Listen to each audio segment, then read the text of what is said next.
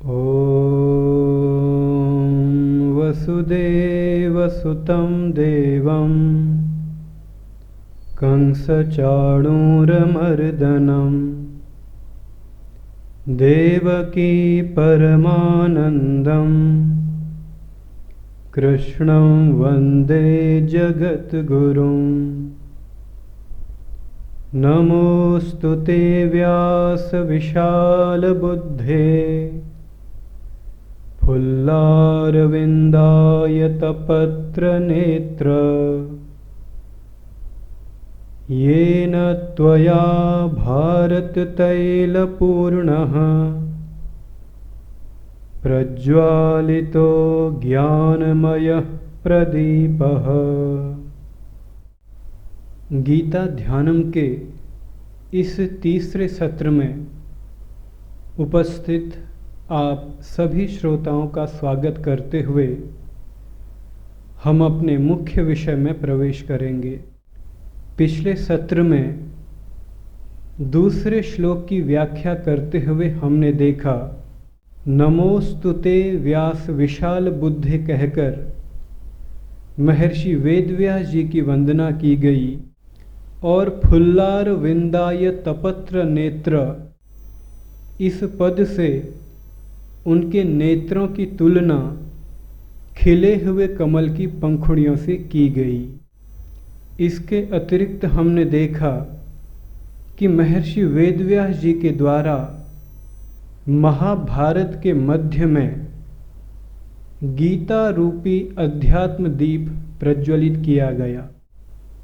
हमारी सनातन परंपरा को, इस महान वैदिक परंपरा को जीवंत बनाए रखने में महर्षि वेदव्यास जी के अतुलनीय और अविस्मरणीय योगदान को हमने देखा और साथ ही स्वामी विवेकानंद के द्वारा उनके प्रति बड़े महान उद्गार अभिव्यक्त किए, यह भी हमने देखा।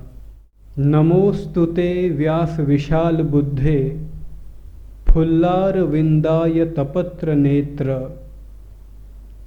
येन त्वया भारत तैलपूर्णः प्रज्वालितो ज्ञानमय प्रदीपः। तो आइए एक बार पुनः महर्षि वेदव्यास जी के श्री चरणों में प्रणाम करते हुए, उनकी वंदना करते हुए हम गीता ध्यानम के इस तीसरे श्लोक में प्रवेश करते हैं। प्रपन्न पारिजाताय तोत्र वेत्रैकपाणये ज्ञान मुद्राय कृष्णाय गीतामृतदुहे नमः। गीता ध्यानम के इस तीसरे श्लोक में कृष्णाय नमः कहकर जगत गुरु भगवान श्री कृष्ण की वंदना की गई है, उनकी स्तुति की गई है। सबसे पहले उनका स्वभाव कैसा है यह समझाते हुए कहा गया, प्रपन्न पारिजाताय। प्रपन्न का अर्थ है शरणागत, आश्रित या जिसने आश्रय लिया हो, और पारिजात का भावार्थ है जो व्यक्ति की मनोकामनाओं को, उसकी इच्छाओं को, उसके अभाव को सदा सर्वदा के लिए दूर कर देते हैं। प्रपन्न पारिजाताय, जो शरणागत के लिए पारिजात वृक्ष अर्थात कल्प वृक्ष के समान हैं। ऐसे शरणागत वत्सल भगवान गोविंद के पाद पद्मों में हम सब प्रणाम करते हैं, उनकी स्तुति करते हैं। मन में उत्कंठा जगी कि जो ईश्वर केवल शरणागत होने मात्र से ही अपने भक्तों को अभय प्रदान कर देते हैं, उनकी सभी मनोकामनाओं को पूर्ण कर देते हैं, ऐसे ईश्वर का रूप कैसा होगा? उत्तर मिला, तोत्र वेत्रैकपाणये। तोत्र का अर्थ है चाबुक, वेत्र का अर्थ है दंड। एक पाणये, जिनके एक हाथ में रथ के घोड़ों को हाँकने के लिए चाबुक और दंड है। तोत्र वेत्रैकपाणये। और जो ज्ञान मुद्रा धारण किए रथ के अग्रभाग में बैठे हुए हैं। तोत्र वेत्रैकपाणये। ऐसे भगवान श्री कृष्ण की हम वंदना करते हैं, उन्हें नमन करते हैं। फिर मन में जिज्ञासा उठी कि जो शरणागत वत्सल हैं, जिनका रूप इतना अपूर्व है, क्यों हम उन्हें प्रणाम करें? उन्होंने ऐसा कौन सा महान कर्म किया? तो उत्तर में हम देखते हैं, गीता मृत दुहे। उन्होंने गीता रूपी अमृत का दोहन किया है। ऐसे परम ईश्वर गीता का दोहन करने वाले हम आपको प्रणाम करते हैं, आपकी स्तुति करते हैं। प्रपन्न पारिजाताय तोत्र वेत्रैकपाणये ज्ञान मुद्राय कृष्णाय गीतामृत दुहे नमः।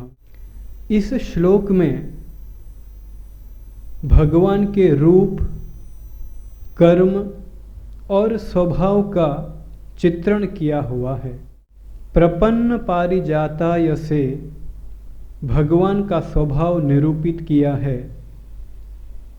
तोत्र वेत्रैकपाणये और ज्ञान मुद्राय से भगवान के रूप को समझाया गया है। और गीतामृत दुहे, इस शब्द से भगवान के दिव्य कर्म को हमारे समक्ष प्रस्तुत किया गया है। तो इस सत्र में हम भगवान के रूप, उनके कर्म और उनके स्वभाव को समझने का प्रयास करेंगे।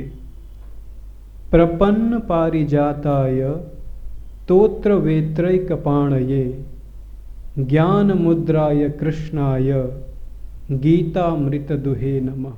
यहाँ तक इस श्लोक के शब्दार्थ को हमने देखा और अब इस श्लोक के भावार्थ को हम समझेंगे। श्लोक में बताया गया प्रपन्न पारिजाताय, जो शरणागति की भावना से भगवान के चरणों का आश्रय ग्रहण करता है, उस भक्त के लिए भगवान पारिजात वृक्ष के समान हैं, कल्प वृक्ष के समान हैं। अब मन में प्रश्न उठता है कि यह शरणागति क्या है, इसका स्वरूप क्या है। गीता के 9वें और 18वें अध्याय में हम इस शरणागति का वास्तविक स्वरूप देख पाते हैं। भगवान स्वयं अर्जुन से कहते हैं, मन मना भव मद भक्तो मद्याजी माम नमस्कुरु मामे वैश्यसि युक्त्वैवं आत्मानं मत्परायणः। मन मना भव, हे अर्जुन, तू अपने मन को, अपने चित्त को और अपने अंतःकरण को केवल मुझ में समाहित कर। मत्तः परतरम नान्यत् किंचिदस्ति धनंजय मयि सर्वमिदं प्रोतम सूत्रे मणिगणा इव। हे अर्जुन, इस पूरी सृष्टि का सूत्रधार मैं ही हूँ और यह पूरी सृष्टि मुझ में ही पिरोई हुई है। ऐसा जानकर तू अपने मन को मुझ में ही एकाग्र कर, इस चित्त को मुझ में ही समाहित कर। इस प्रकार ईश्वर के श्री चरणों में अपने मन को समाहित कर देना, उनके चरणों में स्वयं को समर्पित कर देना, यह शरणागति का पहला लक्षण है जो भगवान श्री कृष्ण ने अर्जुन को गीता के उपदेश के माध्यम से बताया। अब शरणागति का दूसरा लक्षण बताते हुए भगवान कहते हैं, मद भक्तो भव। हे अर्जुन, मेरा भक्त बन, मेरा भक्त बनकर मुझसे ही प्रेम कर। अब यह ईश्वर का भक्त बनना क्या है और ईश्वर से प्रेम करना क्या है, इस बात को थोड़ा सा विस्तार से हम समझेंगे। आचार्य शंकर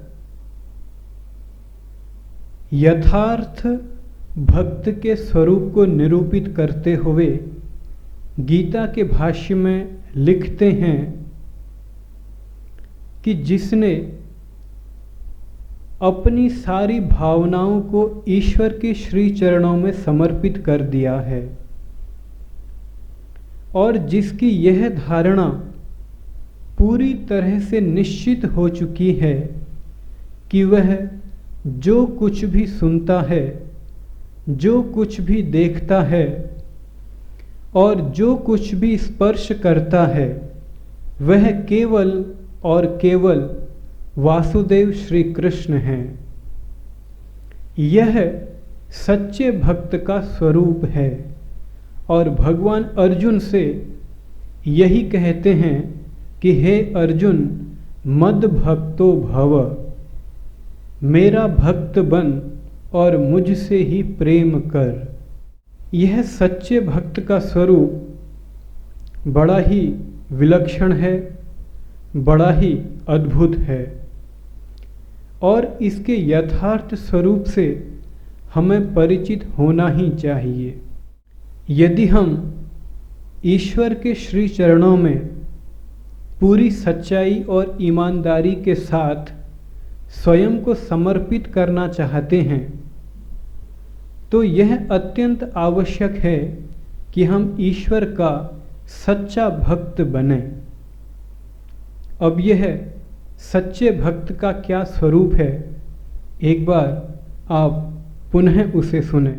शंकराचार्य गीता के भाष्य में लिखते हैं कि जिस व्यक्ति ने अपनी सारी भावनाओं को, अपनी सारी मनोकामनाओं को ईश्वर के श्री चरणों में समर्पित कर दिया है और जिसकी यह धारणा निश्चित हो चुकी है कि वह जो कुछ भी देखता है, जो कुछ भी सुनता है और जो कुछ भी स्पर्श करता है, वह भगवान वासुदेव ही हैं, उनके अतिरिक्त और कुछ नहीं, तो यह शरणागति का दूसरा लक्षण है। अब तक हमने देखा मन मना भव मद भक्तो। अब शरणागति के तीसरे लक्षण को स्पष्ट करते हुए भगवान अर्जुन को समझाते हैं, मद याजी। याजी का अर्थ है पूजन करने वाला। इस पद के द्वारा भगवान अर्जुन से कहते हैं कि हे अर्जुन, तू केवल मेरा ही पूजन कर। अब आप स्वयं विचार कीजिए, जब आप कहीं मंदिरों में जाते हैं, कहीं धार्मिक स्थलों में जाते हैं, तो आपने देखा होगा कि वहाँ धूप और दीप के द्वारा विग्रह की पूजा होती है, उसका पूजन होता है। आप विचार कीजिए, क्या धूप और दीप दिखाना ही ईश्वर का पूजन है, या पत्रम पुष्पम फलम तोयम आदि के द्वारा ईश्वर को भोग लगाना यह उनका पूजन है, या जप, ध्यान, नाम संकीर्तन, यज्ञ, तप आदि के द्वारा ईश्वर की उपासना करना यह उनका पूजन है। निश्चित रूप से ये सारी गतिविधियाँ, ये सारी विधियाँ ईश्वर का पूजन ही है, परंतु ईश्वर का जो सर्वोत्कृष्ट पूजन है, उनकी जो सर्वोत्तम उपासना है, उसी को निरूपित करते हुए गीता के 9वें अध्याय में भगवान स्वयं अर्जुन से कहते हैं, यत् करोषि यदश्नासि यज्जुहोषि ददासि यत् यत् तपस्यसि कौन्तेय तत् कुरुष्व मदर्पणम्। हे अर्जुन, तू जो कर्म करता है, जो आहार ग्रहण करता है, जो यज्ञ, तप और दान तू करता है, वह सब कुछ मुझे ही अर्पण कर, और यही ईश्वर का सर्वोत्कृष्ट पूजन है, उनकी सर्वोत्तम उपासना है। आप अपने जीवन में जो कुछ भी करें, यदि उसे सच्चे दिल से ईश्वर के श्री चरणों में समर्पित कर देते हैं, तो यह ईश्वर का सर्वोत्कृष्ट पूजन है, सर्वोच्च उपासना है। तो इसलिए शरणागति के तीसरे लक्षण को समझाते हुए भगवान अर्जुन से कहते हैं कि हे अर्जुन, तू केवल मेरा पूजन कर। अब चौथा लक्षण बताते हुए कहते हैं, माम नमस्कुरु, मेरी ही उपासना कर और मुझे ही नमस्कार कर, मुझे ही प्रणाम कर, मेरी ही स्तुति कर। ईश्वर को ही नमस्कार करना, उनको ही प्रणाम करना और उनकी ही स्तुति करना शरणागति का चौथा लक्षण है। अब मन में प्रश्न उठता है कि भगवान अर्जुन से कहते हैं, माम एव नमस्कारम कुरु, हे अर्जुन, तू केवल मुझे ही नमस्कार कर। मन में जिज्ञासा उठती है, यदि हम केवल श्री कृष्ण को ही नमस्कार करें, उन्हें ही प्रणाम करें, तो फिर जो हमारे माता पिता हैं, जो गुरुजन हैं और जो आचार्य वर्ग और जो देवता हैं, उनका क्या? क्या हम उन्हें छोड़ दें और केवल श्री कृष्ण को ही प्रणाम करें? ऐसा भाव नहीं है। माम एव नमस्कारम कुरु, इस शब्द का यह अर्थ है कि जब हम अपने माता पिता, अपने गुरुजनों और स्थानीय देवताओं को नमन करते हैं, उनको प्रणाम करते हैं, तो हृदय के अंतराल में यह ज्ञान रखना आवश्यक है कि हम माता पिता और गुरुजनों के रूप में केवल और केवल भगवान श्री कृष्ण को ही नमस्कार कर रहे हैं। आकाशात् पतितं तोयम यथा गच्छति सागरम सर्वदेव नमस्कारम केशवम प्रति गच्छति। जिस तरह आसमान से बरसता हुआ जल नदी और नालों से बहते हुए समुद्र में चला जाता है, समुद्र में मिल जाता है, ठीक ऐसे ही जब हम अपने माता पिता को प्रणाम करते हैं, अपने गुरुजनों को प्रणाम करते हैं तो वह प्रणाम, वह हमारी श्रद्धा भगवान के श्री चरणों में ही निवेदित होती है। और वह कब निवेदित होती है? जब हमारे हृदय के अंतराल में यह ज्ञान रहे कि हम किसी व्यक्ति विशेष को नहीं बल्कि साक्षात ईश्वर को ही प्रणाम कर रहे हैं, इन व्यक्ति विशेष के माध्यम से, अपने माता पिता के माध्यम से और अपने गुरुजनों के माध्यम से। और यह हमारी भारतीय परंपरा है कि हम कभी भी किसी व्यक्ति को प्रणाम नहीं करते हैं। जब कभी भी हम किसी को प्रणाम करते हैं तो वह साक्षात ईश्वर को ही प्रणाम करते हैं।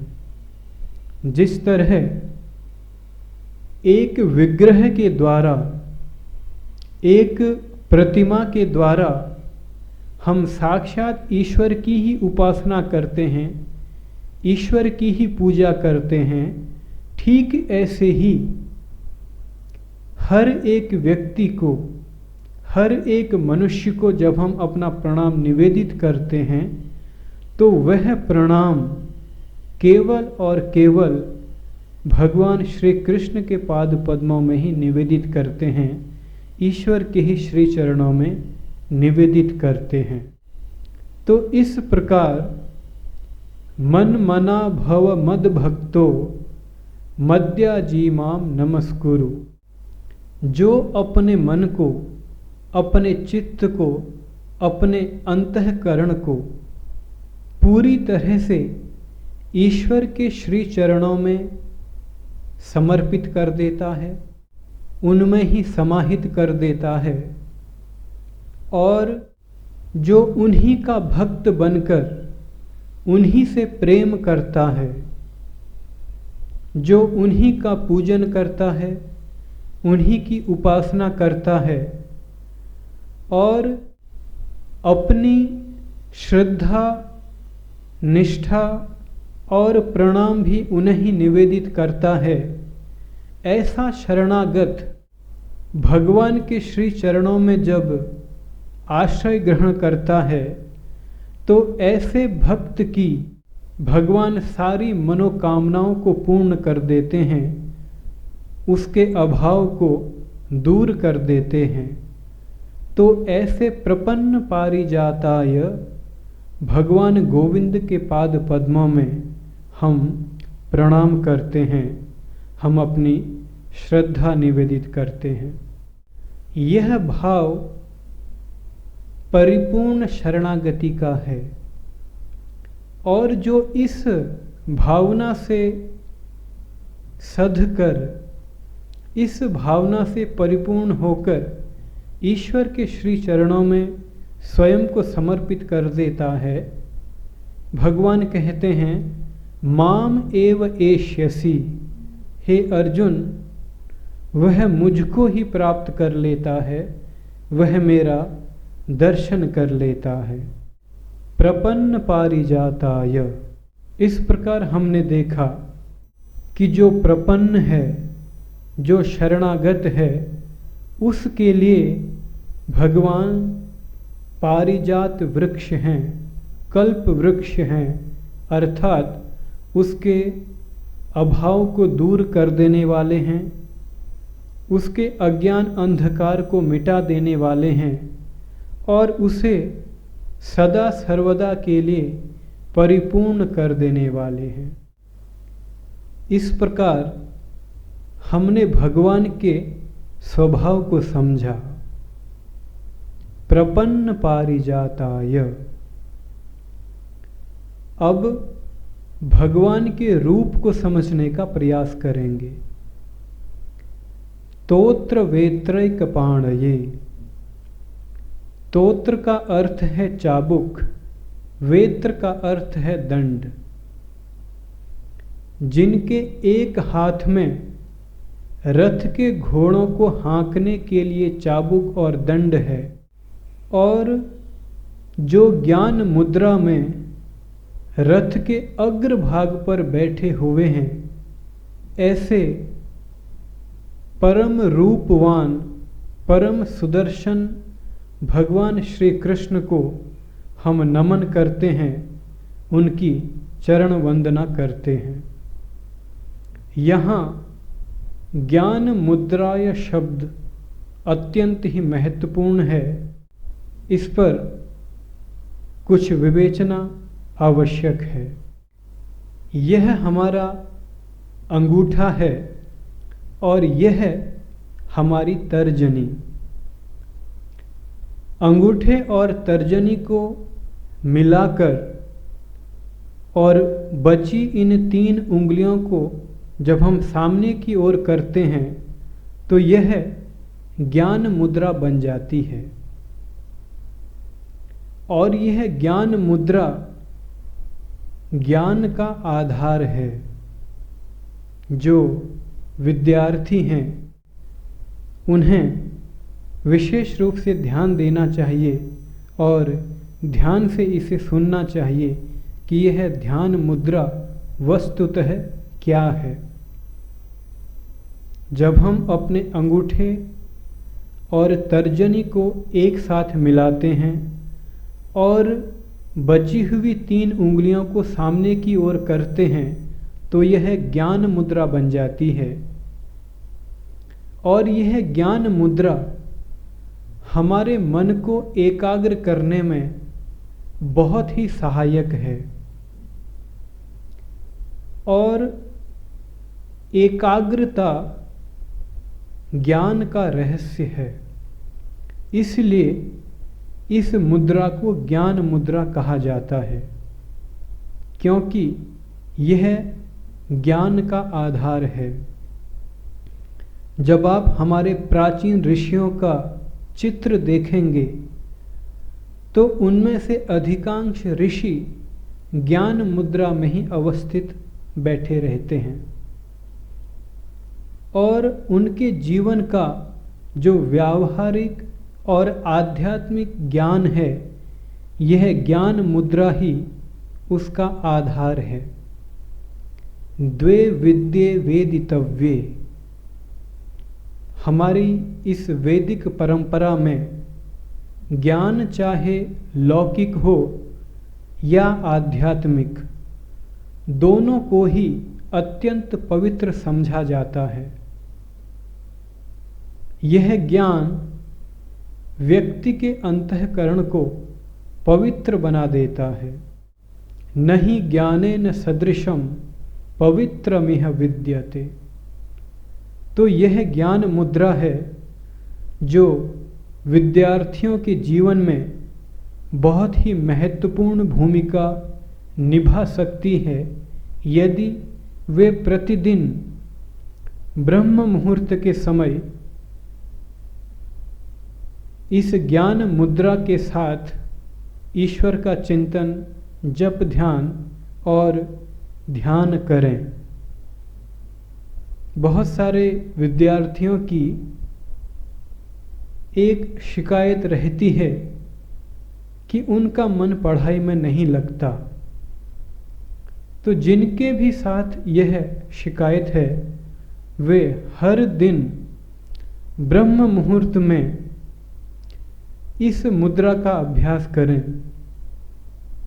और अपने मन को एकाग्र करने की कोशिश करें, तो निश्चित रूप से उन्हें सफलता मिलेगी और अपने मन को अपने अध्ययन में वे एकाग्र कर सकेंगे।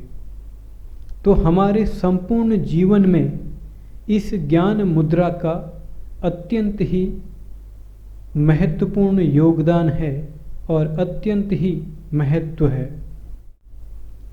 महाभारत में हम देखते हैं कि जब एकलव्य ने अर्जुन से भी उत्कृष्ट विद्या ग्रहण कर ली थी, तब द्रोणाचार्य ने देखा कि अर्जुन को जो मैंने आशीर्वाद दिया है कि तुम दुनिया के सर्वश्रेष्ठ धनुर्धर बनोगे, तो यह प्रतिफलित होता हुआ नजर नहीं आ रहा था, क्योंकि एकलव्य भी द्रोणाचार्य को ही अपना गुरु मानते थे। और जब गुरु द्रोणाचार्य ने गुरु दक्षिणा के रूप में उनका अंगूठा ही ले लिया, तो तब उनकी संपूर्ण विद्या ही अंतर्धान हो गई। यह अंगूठा हमारे जीवन में इतना महत्व का है और इसके माध्यम से ही हम ज्ञान मुद्रा को तैयार करते हैं। तोत्र वेत्रैक पाणये और ज्ञान मुद्राय कहकर भगवान के रूप को निरूपित किया। गीतामृत दुहे, यह शब्द अत्यंत ही महत्वपूर्ण है। गीता का दोहन करने वाले भगवान श्री कृष्ण की हम स्तुति करते हैं, उनको प्रणाम करते हैं। इस श्लोक में हमने देखा प्रपन्न पारिजाताय शब्द से भगवान के स्वभाव को हमारे समक्ष प्रस्तुत किया। तोत्र वेत्रैक पाणये और ज्ञान मुद्राय से भगवान के रूप को हमारे समक्ष रखा। और गीता मृत दुहे, इस शब्द से भगवान के दिव्य कर्म को हमारे समक्ष प्रस्तुत किया गया।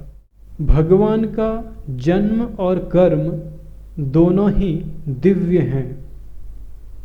और गीता मृत दुहे, यह भगवान के कर्म का प्रतीक है। जन्म कर्म च मे दिव्यम एवं यो वेत्ति तत्वतः, जो भगवान के कर्म की दिव्यता को समझ लेता है, जो इसकी भव्यता को समझ लेता है, उसका इस संसार में दोबारा जन्म नहीं होता है।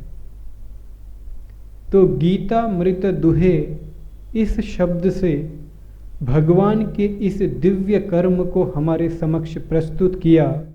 और तोत्र वेत्रैक पाणये और ज्ञान मुद्राय, इन विशेषणों से भगवान के रूप को हमारे समक्ष प्रस्तुत किया। तो इस प्रकार इस श्लोक में हमने भगवान के स्वभाव, भगवान के रूप और भगवान के कर्म को बहुत ही संक्षेप में समझा। तो भगवान के श्री चरणों में नमन करते हुए